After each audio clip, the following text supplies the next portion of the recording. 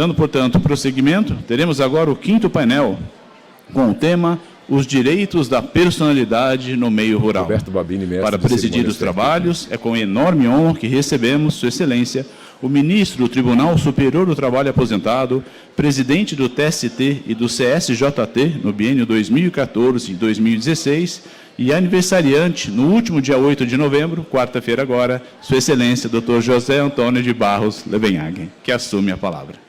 Bom dia a todos. Gostaria de deixar registrada a minha enorme satisfação pelo convite que recebi, que não é convite, como confessara a Sua Excelência o desembargador Bosco. Esses convites eu os recebo como intimação, porque voltar à casa que eu vivi, e vivi muito feliz, por cerca de 4 a 5 anos, é sempre muito prazeroso. Agradecer também o magnífico reitor José da Antônio de Barros Universidade Levenhagen, ministro do TST aposentado. Uma extrema simpatia e parabéns pelas instalações. Eu imagino, pelas instalações, o grau de aperfeiçoamento do ensino que aqui é ministrado. Vossa Excelência está de parabéns e o corpo docente e discente também. E agradecer muito particularmente Sua Excelência o presidente do Tribunal da 15ª Região, desembargador Hugo Lima, pela gentileza do convite e essa árdua tarefa de mediar 2 grandes palestrantes, uma a quem conheço muito detalhadamente, Sua Excelência a desembargadora Ana Paula Pellegrini, e agora tenho a honra de conhecer o jovem magistrado Dr. Breno Ortiz Travares Costa. Sua Excelência a desembargadora Ana Paula Pellegrini Lockman é por demais conhecida de todos. E aqui me apresentaram um currículo bem sucinto de Sua Excelência. Graduada bacharel em Direito pela Faculdade de Direito da Universidade de São Paulo, 88. Mestre pela Faculdade de Direito da Universidade de São Paulo, 2004. Diversos artigos publicados em revistas, periódicos e obras acadêmicas. Autora do livro publicado pela editora LTR em 2004, intitulado A Execução contra a Fazenda Pública, Precatórios Trabalhistas. Também coordenou obras publicadas pela editora LTR. Essa aqui é suspeita.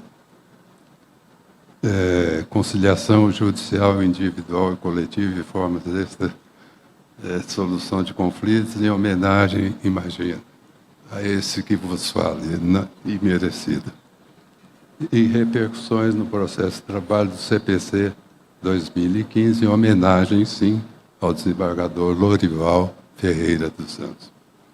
Exerceu a função de assessora de juízes no Tribunal Regional da 2ª Região, aprovada o concurso da Magistratura de Trabalho Regional da 2ª, e por aí vai.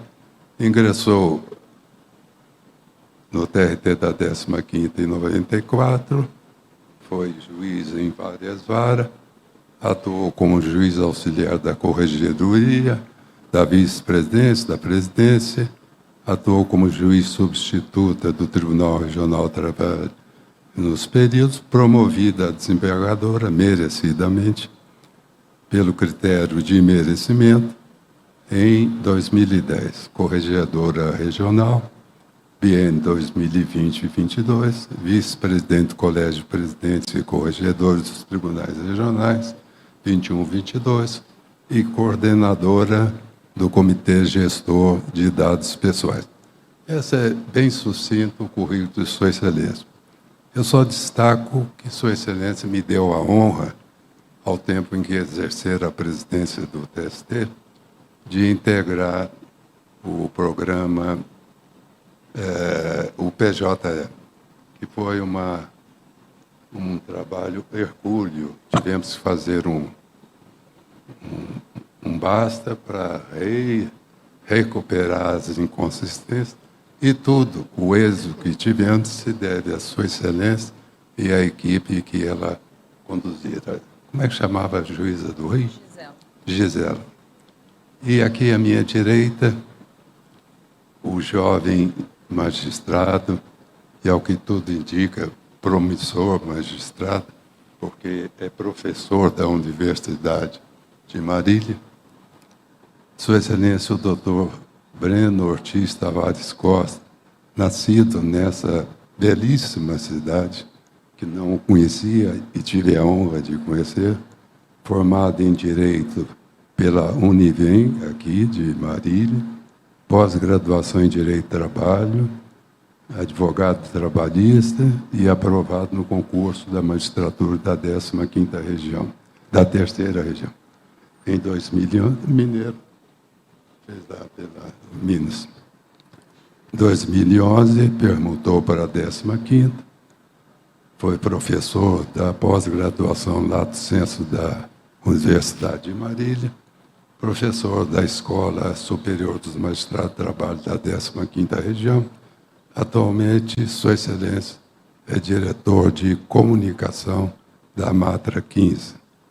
Ainda atualmente é professor de Direito do Trabalho, Processo de Trabalho e Prática Processual Trabalhista na Universidade de Marília.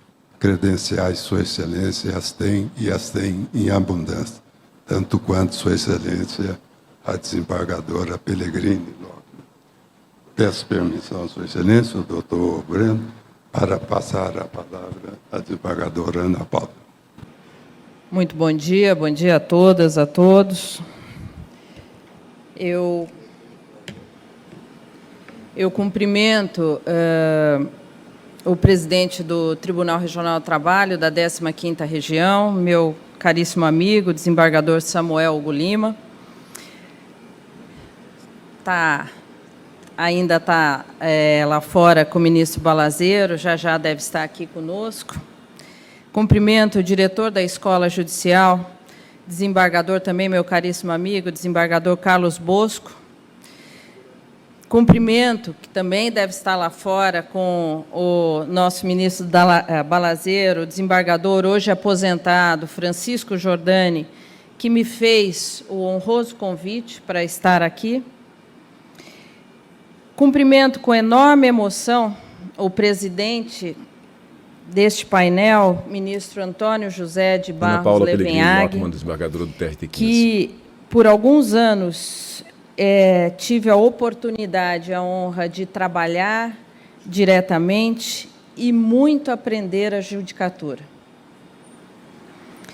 Cumprimento o juiz e colega Breno Costa, com quem tenho a alegria de dividir esta fala e a responsabilidade. Cumprimento todas as magistradas, todos os magistrados aqui presentes, ao Ministério Público, às servidoras, aos servidores, aos integrantes da magistratura, aos estudantes de direito, senhoras e senhores. Antes de adentrar ao tema propriamente dito, eu gostaria de parabenizar o tribunal pela escolha da acolhedora cidade de Marília. E parabenizar também a Unimar, na pessoa do Dr. Márcio, pela belíssimas instalações, pela oportunidade de dar toda essa estrutura ao tribunal, a mais uma vez realizar um congresso de tanta importância, como já disse o presidente Samuel, para nós, especialmente da 15ª região, e parabenizar, doutor Márcio, pelo seu trabalho, não só na universidade, mas pelo trabalho que Vossa Senhoria faz para a sociedade, pelo seu lado e por essa visão humanista que tem e que já soube e que é absolutamente reconhecida por todos. Após uma fala emocionada do desembargador Rossal, na abertura deste conclave, após tratarmos sobre direito coletivo, ministro, sobre competência, sobre tecnologia, sobre diversidade, e uma palestra de encerramento, que foi uma abertura dos trabalhos do segundo dia. Agora vamos coube-me falar sobre os direitos da personalidade. É um tema muito caro, que envolve a dignidade da pessoa humana.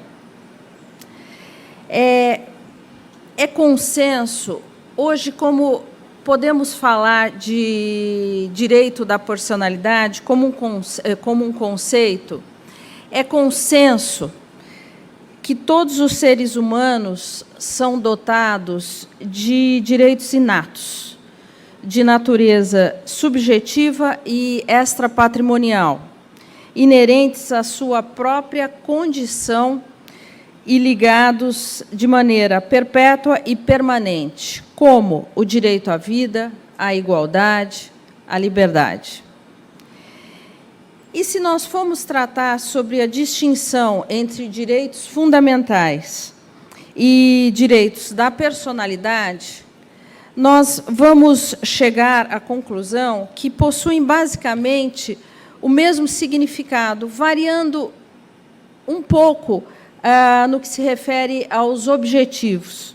Enquanto os direitos fundamentais, como coloquei aqui na tela, no slide, para nortear a nossa fala e o pensamento, enquanto os direitos fundamentais têm por finalidade nortear e limitar a ação do Estado perante terceiros, perante os cidadãos, que é a chamada eficácia vertical, por outro lado, os direitos da personalidade são utilizados sob essa nomenclatura quando eles se referem ao objetivo de limitar os abusos nas relações entre particulares, o que nós podemos chamar de eficácia horizontal, de base. E considerando que os direitos de personalidade são prerrogativas inerentes à pessoa humana, logicamente alcançam todos os trabalhadores, sejam urbanos, sejam rurais. No Código Civil de 2022, há um capítulo específico sobre o assunto, dos artigos 11 ao 21. E nós verificamos aqui uma verdadeira alteração de perfil em relação ao legislador de 1916, que tinha uma visão altamente patrimonialista. E passa agora a ter essa visão, com o Código Civil de 2002, uma visão voltada à dignidade da pessoa humana. Com relação à Constituição de 88, em seu artigo 1º, inciso 1º, o princípio da dignidade da pessoa humana foi erigido como fundamento da República Federativa, no artigo 1º, inciso 3º, como fundamento da República Federativa do Brasil.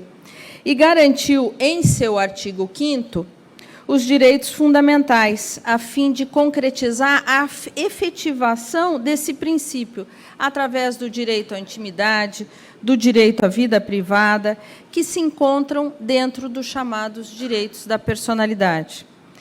Consolidou-se, então, portanto, a possibilidade de se postular uma indenização por dano moral puro, sem a necessidade da lesão estar vinculada a alguma repercussão patrimonial. Essa é a grande diferença.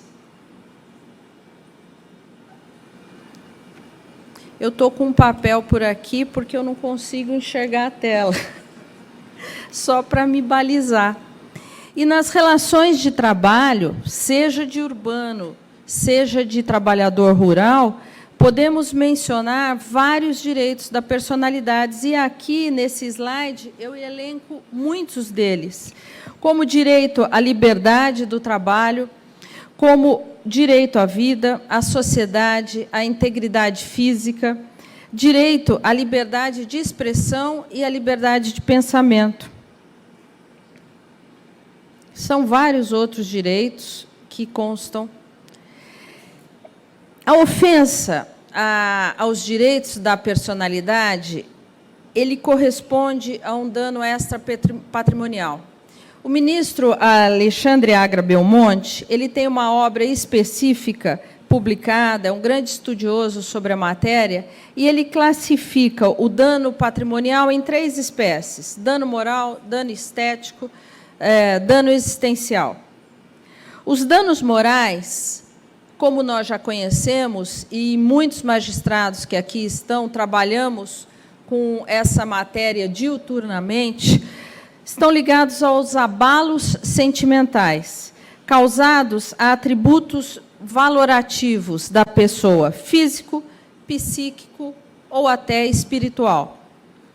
Os danos estéticos estão relacionados à dor sentimental, gerado por alteração da aparência, muitas delas aparência que deforma a pessoa, ou até a mobilidade do ofendido. E o dano existencial, ligados à conduta do ofensor, que causa impedimento ou privações do ofendido em suas aspirações de projeto de vida, ou de frustrar o convívio desse ofendido, seja de natureza social, seja do convívio familiar. Isso, geralmente, ocorre em relação à questão da jornada excessiva de trabalho, que cada vez vemos mais em nossos processos do dia a dia. Em regra, a responsabilidade civil do ofensor em indenizar o ofendido em dano extrapatrimonial causado, ela é subjetiva. Essa é a regra. É a responsabilidade subjetiva com base no tripé: dano, nexo causal e culpa. No entanto, ela passa a ser responsabilidade objetiva quando nós temos uma atividade de risco, no caso do empregador, quando a responsabilidade está prevista em lei. E esse é o nosso dia a dia. Assim, essa contextualização que eu estou fazendo, de forma bem teórica, bem didática, ela vai ser... Eu vou trazer, assim como o ministro Balazeiro fez, alguma jurisprudência que externa exatamente essa questão da responsabilidade, dos acidentes de trabalho, do empregador, da jornada excessiva, do trabalho escravo. E isso está previsto no parágrafo único do artigo 927. No entanto, os aborrecimentos do cotidiano não configura dano extrapatrimonial. E eu dou aqui um exemplo. Uma rescisão de contrato de trabalho. Ela provoca dor? Sem dúvida. Provoca a angústia? Sem dúvida. Há um malefício ordinário aí? Sem dúvida nenhuma. No entanto, ela não gera automaticamente uma indenização a dano moral. Para a configuração desse instituto, e via de consequência, para que surja o direito à indenização, é necessário que o ato repercuta, sim, agora na imagem do trabalhador, de modo a violar a honra e macular a sua dignidade. O nexo da concausa, que é o item 4, e a culpa concorrente não afastam a responsabilidade do ofensor. É um fator sempre a ser considerado para título de arbitramento do valor da indenização. E nós não podemos esquecer dos excludentes da responsabilidade. E daí vai ser sempre objeto de prova. Estado de necessidade, legítima defesa, o exercício regular de direito, entre outras. Com o advento da reforma trabalhista, da lei da reforma trabalhista, a lei 13.467, passamos a ter um regramento específico na CLT, a partir do artigo 223, que tivemos letra A até a G. No entanto, muitas lacunas ainda existem e nós nos socorremos sempre das normas do Código Civil, seja a teoria do abuso de direito, seja a teoria da responsabilidade civil, excludentes de responsabilidade. O artigo 223, ele trata do dano extrapatrimonial individual e também, embora não haja óbice na aplicação dos danos morais coletivos, como nós vemos nas ações civis públicas e tantas outras questões. E nós também não podemos esquecer que permanece resguardada os danos morais em ricochete, os famosos danos morais reflexos, que poderão os herdeiros postularem em nome próprio direitos de danos morais experimentados em relação de atos ilícitos ocorridos com o decujus. Nós também temos o artigo 223C e D, que elencam os bens juridicamente tuteláveis. São sempre, um rol, a meu ver, exemplificativo e nunca taxativo. Aqui nós temos, no 223G, os critérios objetivos que o juiz deve observar para a fixação do valor da indenização, e nós temos um rol deles. São 12 critérios objetivos que devem ser observados, e que eu quero trazer para os senhores verem, para que o magistrado não é fácil uma avaliação de um dano moral, claro que depende da prova dos autos, mas também de toda essa questão polêmica que está previsto no parágrafo 1º do artigo 223, que é o que chamam de tarifamento do dano moral. O artigo 223 estabeleceu 4 fases, 4 possibilidades da natureza do dano. Leve, média, grave e gravíssimo. Há muitas críticas, desde a época da reforma, desde o início da Lei 3.467, há muitas críticas sobre essa questão. Por quê? Porque ela tarifa com base no salário contratual do trabalhador, como base de cálculo. E esse critério evidencia uma afronta total ao princípio, a meu ver, da isonomia e da proporcionalidade. E eu trago aqui um exemplo simples. 2 trabalhadores da área rural que sofrem o mesmo dano extrapatrimonial. Só que um é um engenheiro agrônomo e o outro é um trabalhador trabalhador rural que corta, cortador de cana-de-açúcar. O dano é o mesmo, o dano provado é o mesmo, mas, por esse único critério, o dano do agrônomo, do engenheiro agrônomo, seria muito maior do que o dano do trabalhador rural. E daí, sem dúvida nenhuma, há uma afronta ao princípio. O dano não é, o agrônomo não tem um dano maior. São 2 seres humanos, têm a mesma dignidade e não têm o porquê ter o mesmo danos diferentes. O Supremo Tribunal Federal, na ADI 6050, 6069, 6082, estabeleceu que os critérios de quantificação de reparação por dano extrapatrimonial previsto exatamente passam a ser, no 223G, devem ser observados como critérios orientativos e não absolutos. E aqui, nessa segunda e última parte da minha exposição, eu trago jurisprudência, ministro Levenhag, do Tribunal Superior, exatamente voltados às questões do direito da personalidade. Então, eu trago uma jurisprudência, embora sejam jurisprudências de turmas do Tribunal Superior do Trabalho, são jurisprudências praticamente pacificadas no âmbito daquela corte.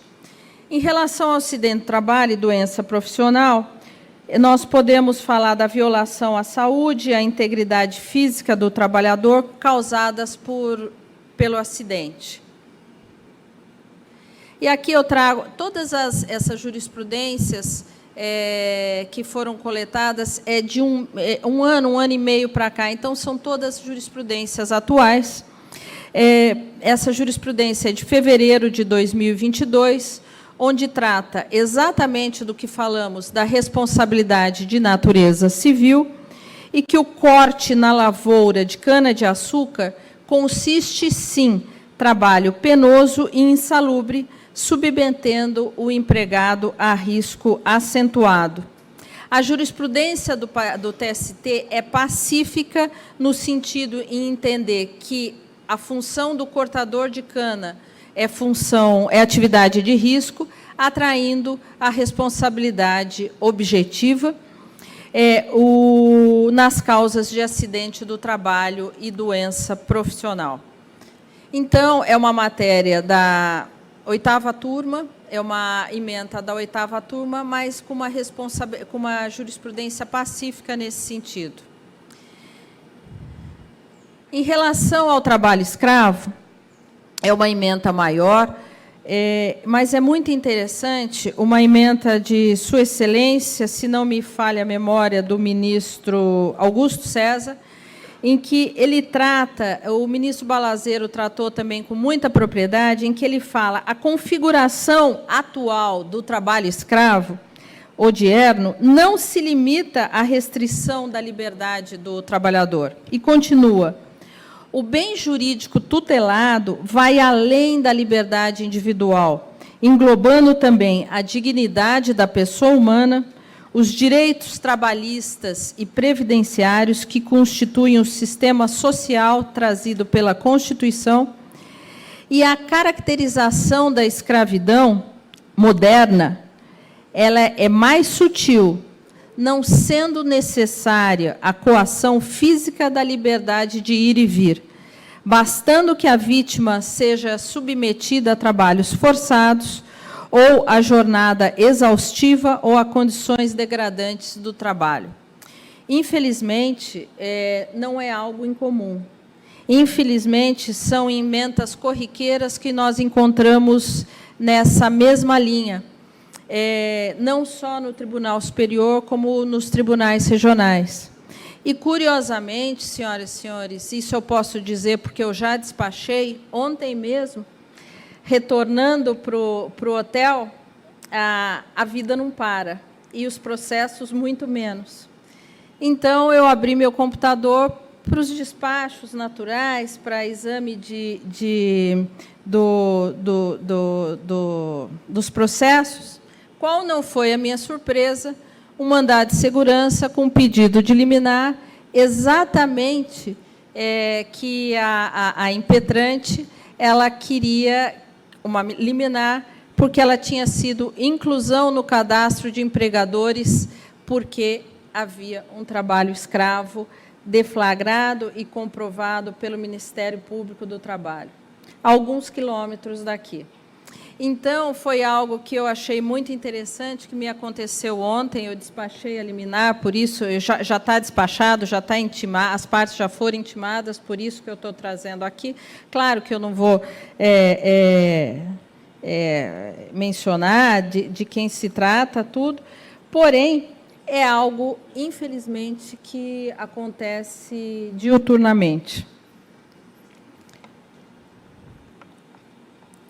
Jornada excessiva, também o ministro Balazeiro comentou aqui, o TST, neste caso, reconhece o dano existencial por privação do convívio familiar decorrente de uma jornada excessiva correspondente a 14 horas de trabalho no período de safra e labor em domingos e feriados.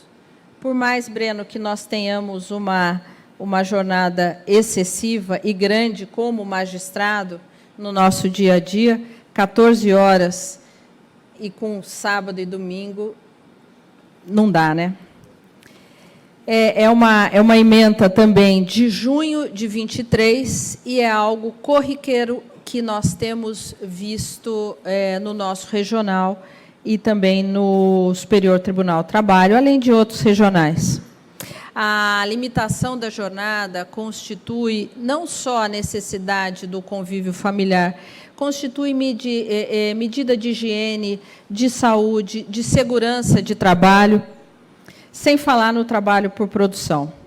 E a última emenda que eu gostaria de trazer aqui, que também foi mencionado pelo ministro Palazzero, é a ausência de instalações sanitárias.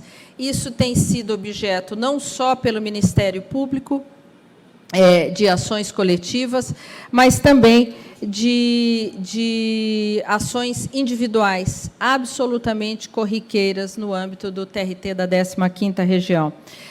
Nós teremos um painel próximo tratando exatamente da NR 31, da portaria 3.214, e que esse assunto certamente vai ser tratado com bastante propriedade.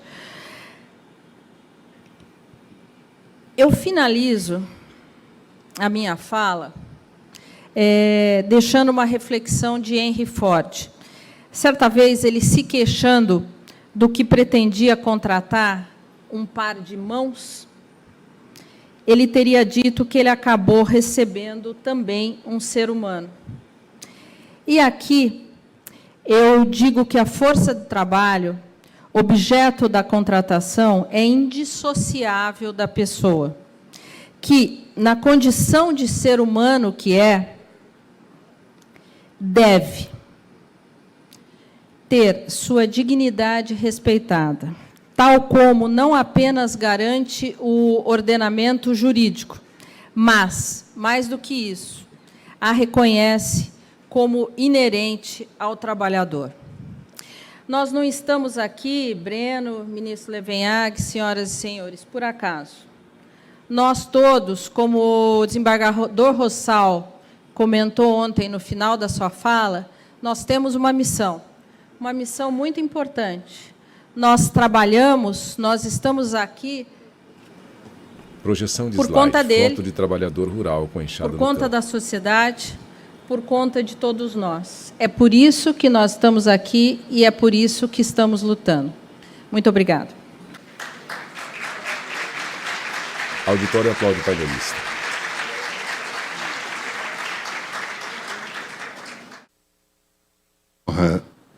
De passar a palavra José a Sua Antônio de Barros Excelência, o Levenhag, doutor ministro do TST, Breno aposentado. Ortiz Tavares Costa. Cumprimento o presidente da ET15, doutor Samuel Hugo Lima, nosso medalhista, companheiro lá dos Jogos. Cumprimento e agradeço ao professor Emerson Ademir Borges de Oliveira, doutor João Carlos Breno Ortiz Pereira Tavares Costa, juiz do e a TRT comissão 15. organizadora do evento pelo convite e oportunidade de estar aqui presente e compartilhar um pouquinho do conhecimento, das informações. Cumprimento o ministro excelentíssimo, doutor José Antônio de Barros Levenhag, a quem eu assisti uma sessão lá no TSD, na Escola da Magistratura, e o doutor fazia o voto brilhantemente. Quem estava começando na carreira, foi muito legal, foi impactante. Cumprimento a desembargadora doutora Ana Pellegrini Lockman, a quem admiro muito o intenso trabalho, incansável trabalho em prol do direito do trabalho e da justiça do trabalho. É um prazer estar participando de um painel com a doutora. Cumprimento os colegas aqui presentes, os advogados, os estudantes, em especial meus queridos alunos do 6º, do 8º, do 10º termo. É uma alegria enorme tê-los aqui conosco. Depois dessa aula sobre o direito da personalidade, eu vou tentar trazer algo complementar e trazer algo para provocar, semear aí alguns sentimentos, alguns pensamentos sobre o direito da personalidade. Aos estudantes, aos meus alunos, digo que o direito é apaixonante. E congressos como esse são importantes porque eles trazem uma renovação de ideias, trazem uma ebulição de ideias, de pensamentos e ajudam a nortear o nosso dia a dia profissional. Então, sempre participem desses eventos. Aliás, também cumprimentar o reitor, o Dr. Márcio Mesquita Sérgio, cumprimentar, saudar pelo Unimar sempre trazer grandes eventos jurídicos para nós e para os nossos alunos. E falar do direito da personalidade de qualquer trabalhador mexe muito com as emoções, né, como a doutora mesmo trouxe, e me parece que no meio rural ainda mais. Talvez por causa do nosso dia a dia de juiz, não devo esconder que essas emoções muitas vezes são negativas, né? Angústias, lamentações, até um sentimento de revolta que a gente tem que transformar em um sentimento de tentar construir um mundo melhor. Afinal, a gente não pode aceitar uma sociedade onde os direitos da personalidade não são respeitados. Aceitar um mundo onde os trabalhadores são ainda escravizados ou tratados como meros instrumentos da produção. Isso é inaceitável. Por isso que vamos trazer um pouquinho aqui da Constituição primeiro, né? Aliás, a definição do direito da personalidade, que na verdade a doutora já deu uma aula sobre o direito da personalidade, mas para relembrar, são aqueles que estão ligados ao direito à vida, ao nome, à privacidade, à intimidade, à proteção da honra, integridade física, psíquica e moral. Então, nós vemos que os direitos da personalidade estão ligados diretamente aos direitos humanos e que acaba ligando aos direitos fundamentais.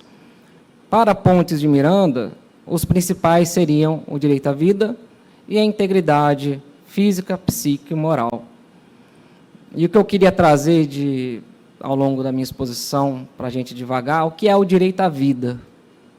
É direito a só sobreviver? Né? Trabalhar, comer, dormir? Ou ter uma vida plena? Ter uma vida onde você usufrui do modelo de sociedade em que nós construímos. É algo que eu quero trabalhar com vocês. O que traz a nossa Constituição?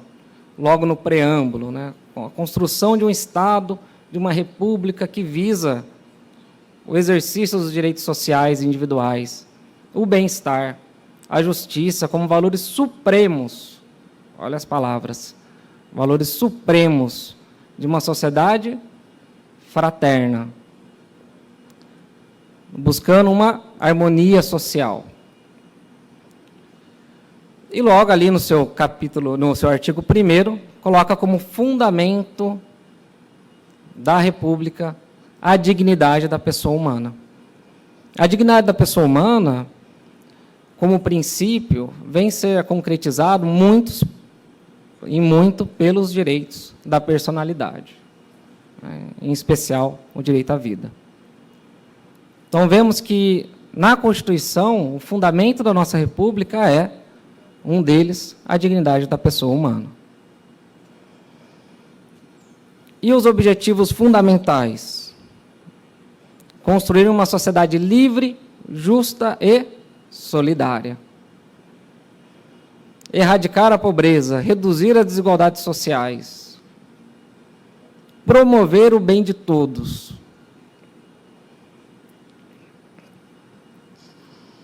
E aí, às vezes, a gente vê o pessoal falar, mas o juiz não aplica a lei. Está aí, é literal. Como que a gente pode admitir estados, fatos concretos, relações jurídicas que violam tudo isso? Está na lei, e na lei maior. Vamos aplicar a lei. Devemos, então, construir uma sociedade que seja justa, solidária e que promova o bem de todos. Todo trabalhador tem, então, o direito ao tratamento digno, incluindo os direitos da personalidade, que já foi exaustivamente falado. E eu trouxe aqui uma decisão do desembargador aposentado, Jorge Luiz Souto Maior, em que ele traz uma definição muito interessante sobre os direitos da personalidade, uma análise muito interessante. Ele fala, cumpre lembrar que os direitos de personalidade são uma conquista da humanidade, estando ligados, portanto, aos seres humanos enquanto entidade. Em outras palavras, quando lidamos com os direitos da personalidade, é da própria condição humana que estamos tratando. E eu acho muito brilhante a definição que ele traz nessa segunda parte. A nossa capacidade de equacionar em concreto as pertinências temáticas das agressões aos direitos da personalidade vai determinar o nível de consciência em torno de nossa própria condição de ser humano. Você mede os outros pela sua régua, né? Então, a sua capacidade de analisar o sofrimento, a consciência, os direitos, reflete exatamente em que nível você está. E, ao mesmo tempo, de sermos humanos. Não é propriamente do outro que estaremos cuidando, mas de nós mesmos. E, por consequência, das relações humanas e da sociedade, enfim. Devemos, assim, projetar no outro a nossa própria existência. O ensinamento bíblico que se deve amar ao próximo como a si mesmo ganha sentido preciso em se tratando da efetivação dos direitos de personalidade, que assim pode ser enunciado. Preserva a dignidade alheia, assim como preservarias a tua. Mas será que é isso que vemos no dia a dia? Será que é isso que norteia as relações jurídicas de trabalho? E no meio rural? Como que funciona? O que acontece? Eu trouxe apenas para ilustrar algumas reportagens atuais. 837 pessoas foram libertadas em zona rural em janeiro, março, o maior número no primeiro trimestre nos últimos 14 anos. E eu lembrei do meu primeiro mês como juiz. No primeiro mês, eu passei em Minas, fui designado para uma comarca em Minas, numa cidade aqui do sul, e no primeiro dia, e aí eu tenho certeza que todos os juízes vão lembrar de algo parecido, seja de um lado, seja do outro, mas no primeiro dia, cheguei na vara, ainda processos físicos, entrei no gabinete, uma mesa grande, lotada de processos, né? Falei, olha, o pessoal trabalhou, tem que assinar um monte de despacho, né? Falei, bastante coisa. Logo depois entrou o diretor, falou, então, excelência, hoje só tem uma audiência.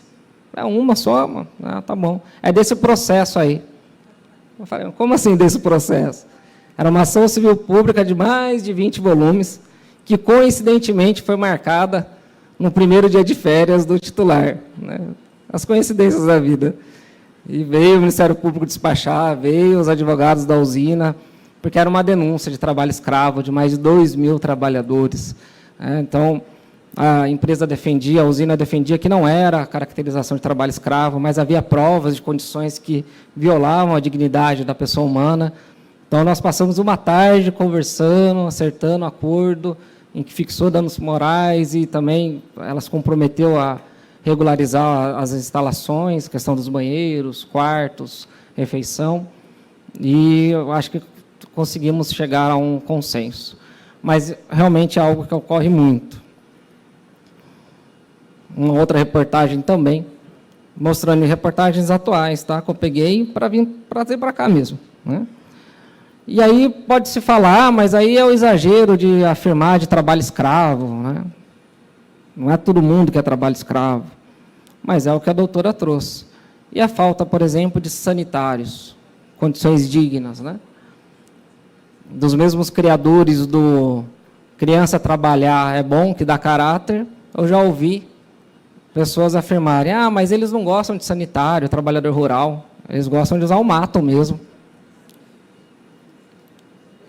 Teve uma época que eu era um pouquinho mais explosivo. Quando eu via esse tipo de coisa, eu já ficava nervoso. Agora, eu gosto de tentar argumentar com a pessoa, né? Então, por exemplo, a questão do trabalho infantil, eu pergunto, mas e o seu filho, como é que está?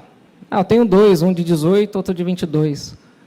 E eles estão trabalhando para ter caráter? Não, um está terminando a faculdade, outro está fazendo intercâmbio. Então, é a mesma coisa. Então, vai usar o mato, não usa o sanitário, né? E, além do sanitário, a questão da falta de água, IPIs, locais para fazer refeição, o salário por produção e muito baixo, né?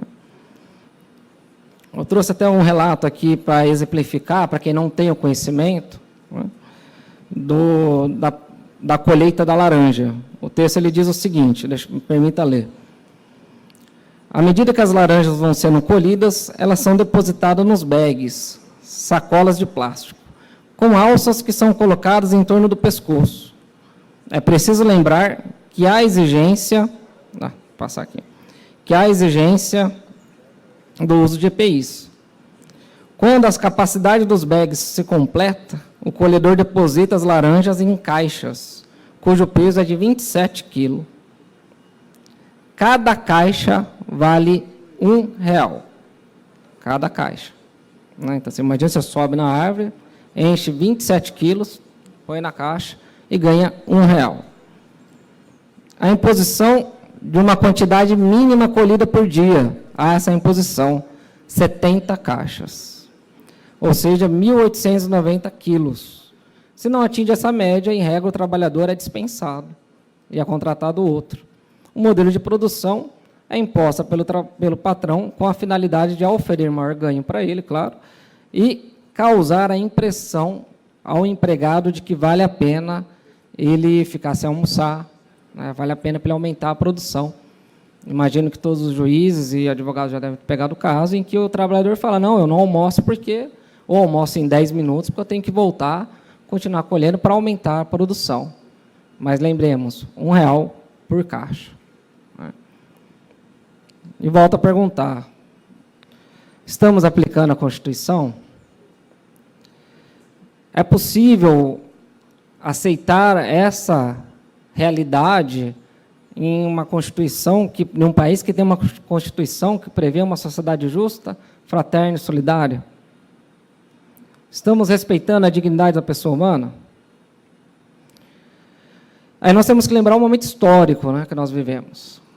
A escravidão acabou há pouco mais de 150 anos, mais de 300 anos de escravidão. Então, nós temos ainda um pensamento estrutural escravagista, em que o empregado é mero modelo, mero instrumento do empregador. Tanto que ainda há o entendimento que a dispensa sem justa causa ela é legal. Não gostei, vai embora. E daqueles mesmos criadores lá do trabalho infantil, do mato, tem o do que o empregador faz o favor de dar emprego. Né? Então, está dando emprego. Então, desce, vai lá trabalhar no chão de fábrica. Você está dando emprego, vai lá colher laranja. Isso que a gente tem que pensar, né? Sair de algumas ideologias que vão sendo criadas. Então, a gente se torna instrumento passivo que passa para frente essas ideologias. E não por acaso nós vemos no meio rural uma grande incidência desse abuso, né? Essa cultura escravagista, estrutural, isso reflete muito no meio rural. No meio rural isso acaba tendo um reflexo muito grande, não à toa, na época da escravidão, a produção maior era rural. E o que me incomoda é isso. É justo pensarmos que o direito da personalidade, o direito à vida, a Constituição, a dignidade da pessoa humana, e aceitar a construção de uma sociedade em que a criança vai começar a trabalhar ali com 12, 13, não, nem falando das menores, né, mas quando já começa com 12, 13. E uma pergunta que eu me faço, o direito de perspectiva de vida é um direito da personalidade? O direito de sonhar por uma vida é um direito da personalidade? Não estaria intrínseco dentro do direito à vida? Existe vida sem perspectivas, sem sonhos, sem projeções? É vida? Quando você tem uma vida que você não consegue projetar para o futuro? Quando você não tem um cenário em que isso é possível? Eu trouxe um vídeo curto para a gente ver, é um vídeo antigo, mas que reflete um pouquinho isso que eu estou trazendo para vocês. Começa com um menino falando de uma música, mas logo em seguida é uma trabalhadora rural, e eu quero que vocês prestem atenção na resposta dela, por favor. Você gosta de música? Que música você gosta? Que tipo de música? Michael Jackson. Michael Jackson? A música dele, né? Qual música? Billie Jean Trilha. O trabalho de Dona Guiomar já está chegando ao fim. São 4:30 da tarde, ela está no canavial há 9 horas. Junto com o Té, ela já cortou o equivalente a meio quilômetro de pés de cana enfileirados, um atrás do outro. Trabalho que é uma rotina na vida desta boia fria. A senhora trabalha quantos dias por semana? Semana inteira, direto. Direto? Segunda a sábado. E o domingo, não é bom? Domingo é bom num ponto e no outro não é. Por que não? Porque de domingo tem roupa para lavar, tem casa para limpar, tem tudo que fazer. A gente cansa mais do que na roça. O que a senhora espera da vida? Vou falar do Rio, eu não sei, não estou esperando mais nada não, porque já lutei tanto até agora e não possuí nada. O que a senhora sente quando a senhora pensa nisso? Tem um desgosto da vida, né? Mas o que vai fazer agora não adianta mais nada, né? Ah, mas a senhora ainda vai viver mais uns 50 anos. Ai, crê em Deus, padre, não quero não. Por que não? Deus me livre, eu já lutei tanto na vida, ainda vou viver mais 50 anos pra frente. Deus, não. Só quero acabar de criar meus filhos, tá bom. Aquele ali que tá com 15, 17 e criar outro que tá com 12. E chega de lutar. Qual seria a sua maior satisfação na vida?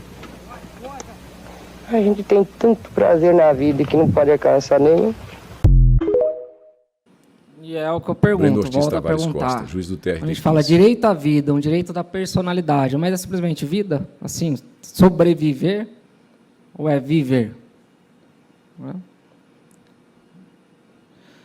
Os direitos da personalidade, nesse caso, foram respeitados? Ela recebeu um tratamento digno? Existe vida quando não temos os direitos da personalidade respeitados? É isso que nós precisamos pensar como construtores de uma sociedade. Claro que não devemos apenas lamentar, temos que construir. Eu acho que todos aqui falaram mais ou menos nesse sentido. Todos nós temos responsabilidade, somos co-criadores do nosso mundo, somos co-criadores do nosso país, da nossa sociedade. E aí vem a responsabilidade de todos. Os advogados, eles devem atuar. O meu tio, o juiz de direito aposentado, ele falava, o advogado é o primeiro juiz da causa. E quando eu advoguei, eu aprendi isso com ele. E, então, o advogado ele tem essa função de explicar para o cliente as importâncias de respeitar a Constituição e as leis, né? Que antes era chamado de auditoria, hoje é o nome bonito de compliance, então você vai, explica. Né? Os estudantes, os juízes, todos devem ajudar nessa criação de uma sociedade realmente justa, fraterna, em que os direitos da personalidade são respeitados. E eu gostaria de concluir trazendo um pensamento que eu aprendi, no sentido de que, muitas vezes, a gente pensa, não é possível mudar o mundo, mas é porque cada pessoa é um mundo, cada pessoa é um micro-universo, é um pai, é um filho, uma mãe, uma filha, vai ser um avô, uma avó. Então, quando nós atuamos de uma forma positiva e concreta, e não aceitamos simplesmente ser um instrumento passivo que mantém as coisas como estão, quando nós tentamos realmente modificar, e aí as decisões judiciais elas vão modificando ao longo do tempo a própria sociedade. Eu que estou aqui quase 15 anos, percebo essa modificação, então eu tenho certeza que os colegas que são mais experientes percebem também. Então precisamos atuar. Por causa disso, nós vamos conseguir, ao longo do tempo, criar um país realmente justo e solidário. Então, nunca vamos deixar passar essa oportunidade de sermos agentes ativos na sociedade em que estamos inseridos. E é isso. Obrigado. Bom dia. Auditório Cláudio Paulista.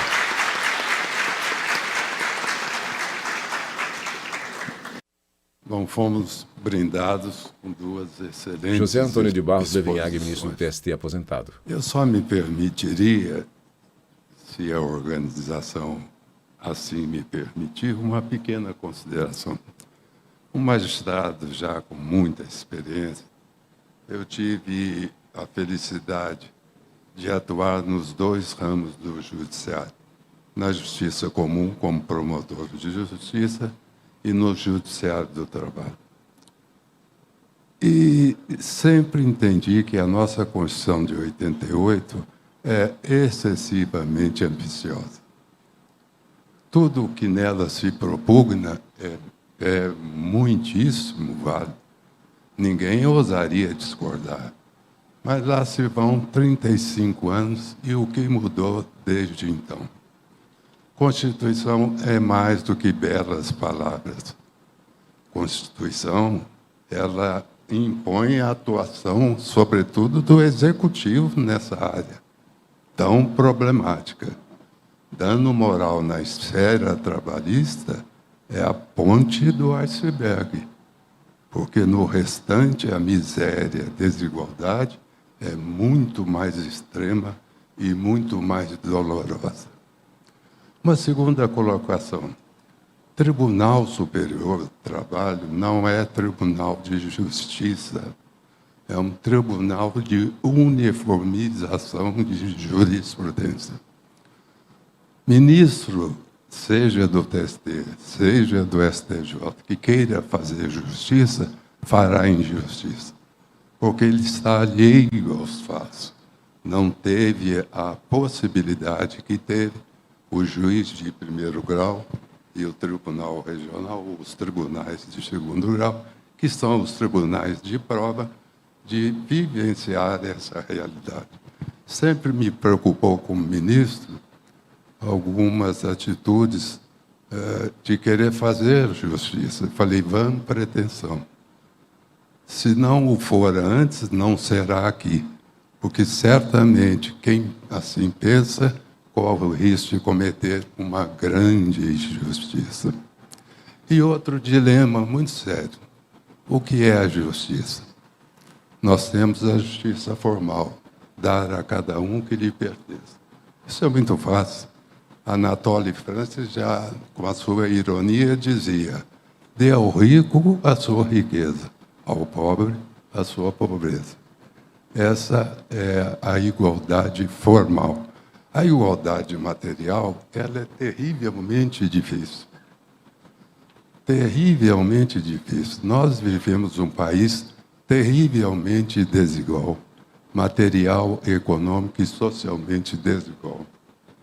No âmbito do direito do trabalho, ela aparece com mais relevância em razão desse ramo importantíssimo do judiciário, que é o judiciário do trabalho.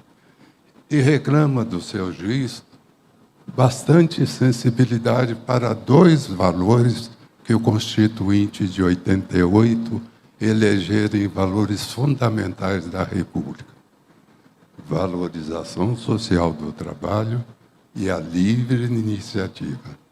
O grande desafio nosso, e o fora para mim ao longo de mais de 30 anos de magistratura do trabalho, é conciliar esses dois grandes fundamentos, para que na proteção que a lei dá ao empregado não a exasperemos.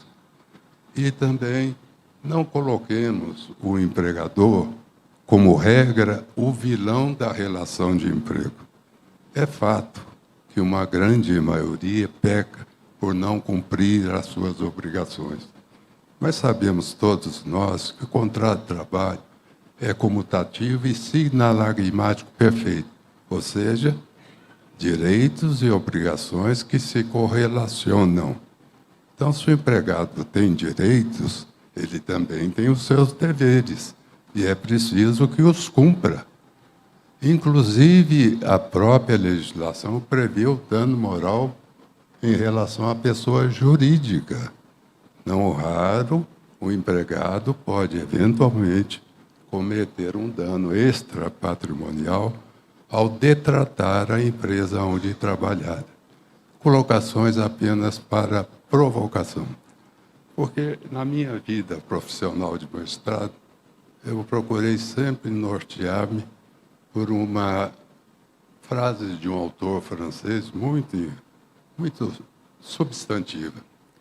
Um dos perigos que o magistrado deve evitar é revelar-se demasiadamente magistrado, fora das suas funções, e não o ser suficientemente no exercício delas. Eu tive a honra de fazer uma palestra sobre o protagonismo do STF e a repercussão no Poder Judiciário. E todos nós sabemos, e não vamos ser hipócritas, que o Supremo Tribunal Federal tem realmente tomado uma iniciativa vanguardeira, para não dizer outra coisa. E, com isso, tem criado uma instabilidade muito grande, especialmente no âmbito do Judiciário do Trabalho, porque ele tem se interferido diretamente na área. Mas por que o tem feito? Porque tem sido demandado. E por que tem sido demandado? Porque, não raro, alguns de nós se mostram refratários às decisões do Supremo, para o bem ou para o mal. A Constituição Federal é o que o Supremo Federal diz que é. Não concordo? Posso não concordar. O sistema constitucional nosso é esse. Só me causa estranheza que ainda não tenhamos avançado para deixar o Supremo como corte constitucional, a fim de evitar que ele se imiscua em relação a todas as áreas do direito. Direito penal, direito do trabalho, direito tributário. Ele está presente em todas as áreas. E os tribunais superiores acabam se apequenando com essa vibrante atuação dos eminentes ministros do Supremo Tribunal Federal. Que Deus os ilumine, que eles tenham mais comedimento e deixem os holofotes. Eu dizia ao meu amigo desembargador Bosco, só precisa de holofote quem não tem luz própria. Então, aquele que não tem luz própria, ele corre atrás dos holofotes. Que não busquemos os holofotes. Confiemos, nós, juízes, sejamos do trabalho federal ou juiz de direito, na nossa própria luz, no nosso comedimento, no nosso discernimento, e do fato de estarmos inseridos numa sociedade frente à qual temos o dever de dar uma resposta que contemple todos os valores em relação aos quais nós estejamos vivendo. E sempre respeitando as diferenças. O respeito às diferenças é fundamental numa sociedade democrática. E que Deus nos ajude para que consigamos realizar tudo quanto o Constituinte de 88 pretendeu que realizássemos.